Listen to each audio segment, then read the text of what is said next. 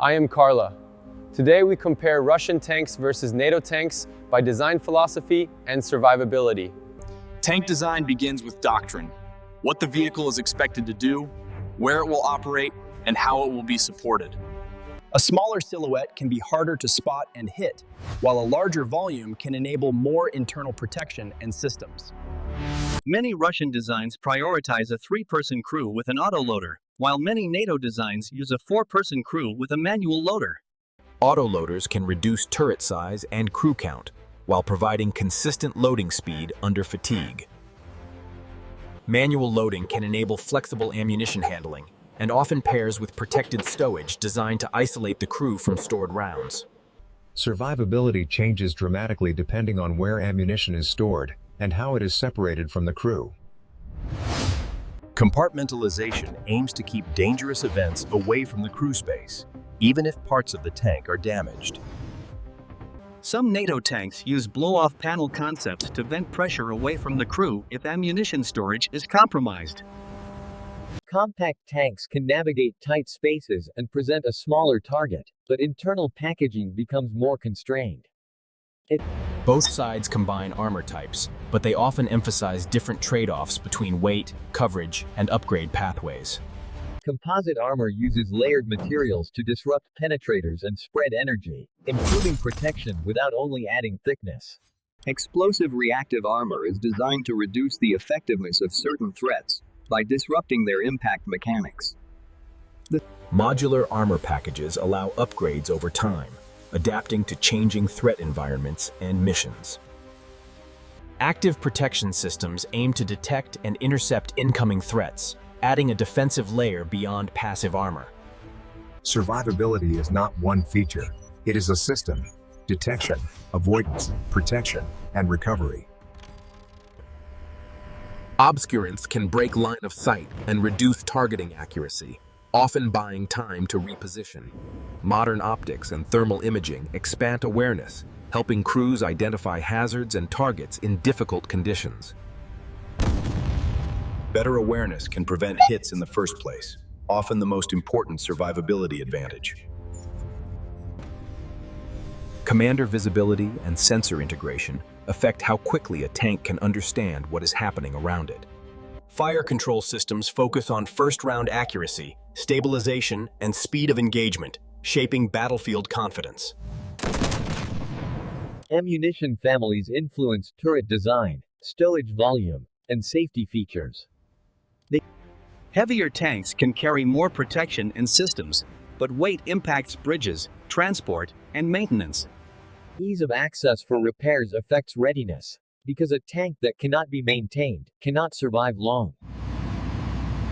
Survivability includes logistics, fuel, parts, recovery, and the ability to keep vehicles operational over time. Recoverability matters. A tank that can be repaired and returned to service improves overall force survivability.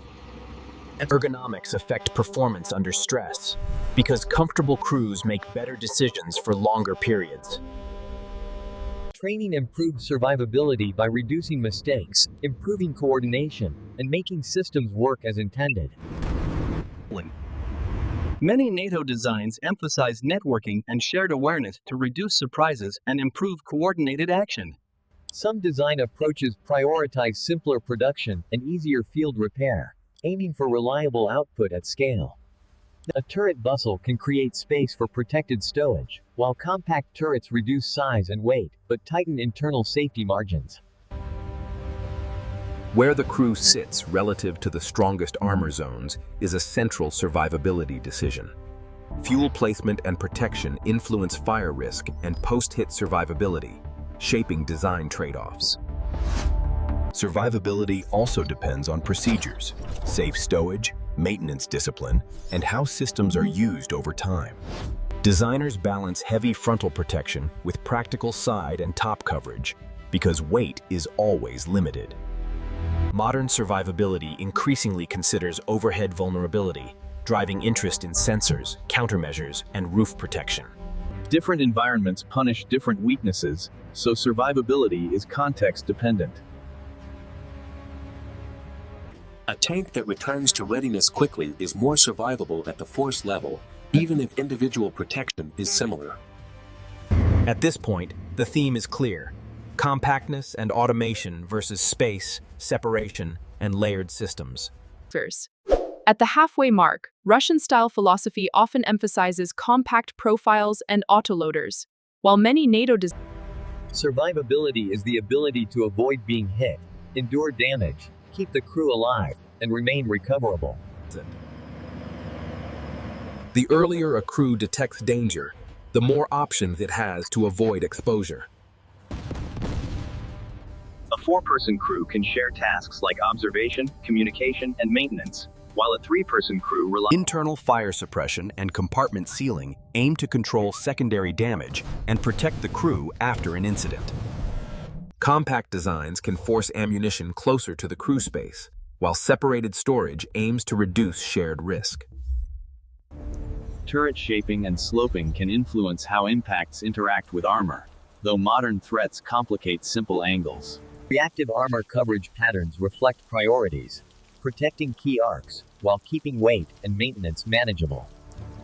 Active protection adds complexity: sensors, power, software, and careful integration with the rest of the vehicle. Long missions punish cramped spaces, and fatigue can become a survivability factor through slower decisions. How fast a tank can safely reload and return to readiness affects sustained capability and overall survivability. Redundant observable paths help even if one sensor is degraded. More electronics can mean better capability, but rugged simplicity can aid resilience and field repair under harsh conditions. Acceleration and reverse mobility influence how quickly a tank can break exposure and reduce risk. Better ride stability helps crews observe, navigate, and operate systems more effectively on the move. Internal liners and structural choices can reduce secondary fragments, improving crew survivability beyond main armor. Escape routes and hatch design matter, because survivability includes the ability to exit safely after damage. External stowage can improve comfort and logistics, but placement and protection choices can influence vulnerability. Tanks evolve through upgrades, and design philosophy affects how easily a platform can accept new protection and sensors. Cost influences survivability at scale, because fielding more vehicles, spares, and training can change overall outcomes. Weight limits affect where tanks can go, which can indirectly shape survivability by restricting routes and options. Strategic mobility matters. Deployment speed and transport compatibility influence how and where tanks can be used. Design choices only become survivability when crews are trained to use them consistently and correctly. Reliability is a form of protection, because breakdowns increase exposure and reduce options. Habitability affects sustainment, because crews operating longer need comfort, air quality, and practical storage. No tank is invincible. Survivability is about reducing risk, not eliminating it. Russian and NATO designs chase the same goal, but choose different paths to balance protection, mobility, and cost. Look for internal separation, sensor coverage, and maintenance accessibility, because these often predict real survivability outcomes. Ignore the myths and focus on engineering, layout, safety margins, and the systems that support crew decision-making. Future tank survivability trends point toward better sensors, more automation, and stronger crew protection through separation. Design philosophy matters because it sets the boundaries for every upgrade, every crew habit, and every survivability outcome. Layout is the first survivability decision, because it decides what shares space with the crew and what does not. Situational awareness often prevents the hit entirely, making sensors and training central to survivability. Recovery capability turns losses into repairs, and repairs into readiness, a hidden pillar of survivability. Upgrade paths matter, because survivability is a moving target as threats and technologies evolve. Even the best armor cannot replace the human factor. Training, discipline, and smart decision-making. Every design is a compromise, balancing protection, mobility, cost, and the realities of support and deployment. Russian-style compact automation and NATO-style crew protection systems represent two distinct answers to the same survival problem. Remember the pillars: crew safety layout, awareness systems, and the ability to keep the tank running and recoverable. Design philosophy is visible in every bolt and compartment, and survivability is the result of many small choices working together. Since, in the end, Russian tanks and NATO tanks reflect different priorities: compact automation and profile control versus compartmentalized crew protection.